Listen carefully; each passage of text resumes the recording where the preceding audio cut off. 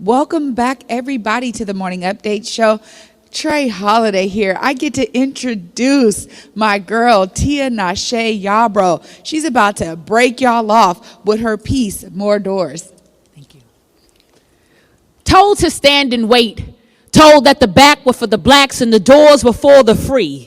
Our lives the feed to simply be seen in line, in time. We have waited at justice's door, but she has been perpetually late and locked despite how loud and long hope has knocked. Knuckles and fists bruised by disappointment, voices tired from asking for access, at best a chance to enter from the front. A backstage door at the Moore is a direct affront. We've turned knobs over and over with no luck. See, you think it's the door, but it's you that's stuck, be it made of wood or steel. We are still waiting in line for a turn, a time, but today I've come to take what's mine, to demand what man has held as his privilege to give. See, God is who established my right to live, so you can't lock no doors around here. There's something dangerous about the persistence of pain. In the cold of confrontation, we stood. In the heat of hate, our faith said we could stand. Feet blistered by betrayal, but our history says we're able to stand. So pick a line. Despite a segregated sign, an entrance we'll find, because we the kind that make seats, that make room, that make more at a less. See, the last time I checked, the last were the blessed, so know that I've arrived.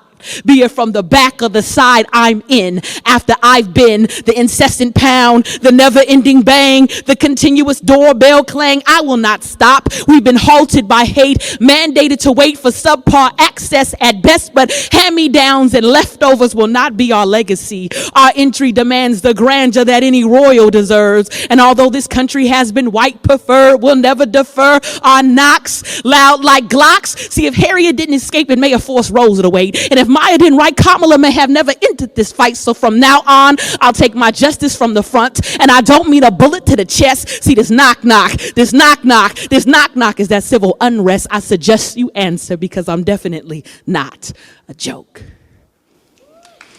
Thank you. Thank you. Thank you. All these snaps out there. Ooh!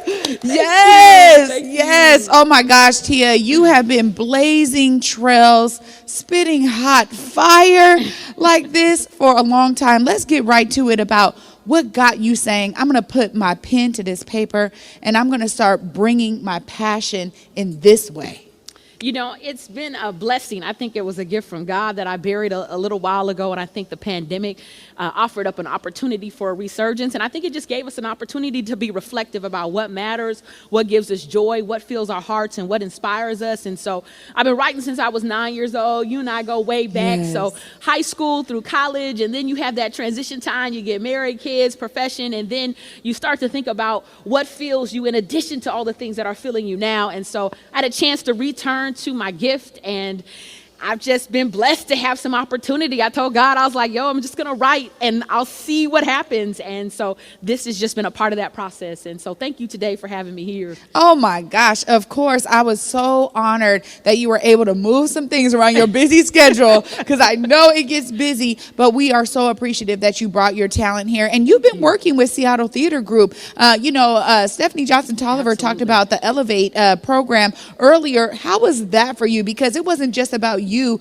being your own spoken word artist. It was about giving to the youth. Absolutely. I think that was one of the things, one of the highlights during the pandemic, as we start to navigate through all the stress and drama and trauma that is this experience. I think the Elevate came as kind of a life raft, as a lifesaver for me in some ways. Being back in front of kids, we had students returned in the spring, but having a chance to kind of teach again. I've been in an administrative capacity, but having a chance to be in front of kids with the Elevate project.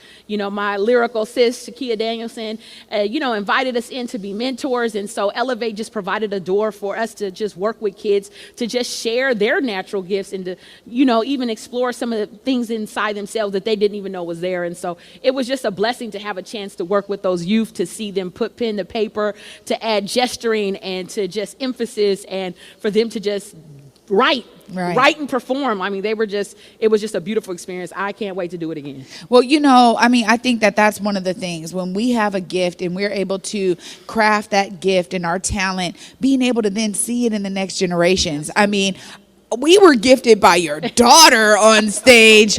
I mean, at Juneteenth. Literally, how has that been? Because now you're seeing it in your baby girl. I think it just speaks to legacy, right? When we think about our ancestors and us being their wildest dreams in so many ways, and the ways in which we pass down history and our art forms, and then to see it just right in your own household. I mean, gosh, it fills me every day to see her just be her own self, but to just see pieces of myself and her father in her. It's a beautiful thing. And then seeing students just across the city find ways to express themselves, to share. There's so much beauty and giftedness and brilliance in our babies, and we have to make sure that we're pulling them out. Like the focus of SPS right now is joy. How are we finding ways to access that joy and giving folks chances to express that? And so, yeah, it's just dope. Lastly, I got to say it because you're absolutely right. I mean, you're an educator at heart, right? And this has been an opportunity to do that. But I think COVID really brought out the fact that we need to be talking about some things that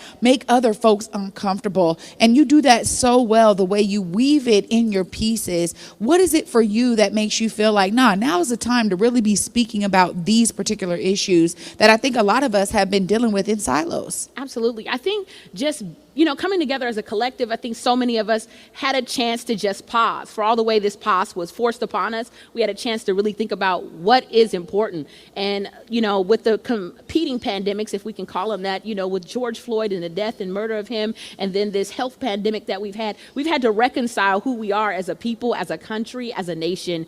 And so I think the urgency for artists to speak out, to use their platforms to influence and to inspire, but also to hold people accountable is why I've been inspired to write. And so I challenge myself to, how can I make a point in 2 minutes and 30 seconds?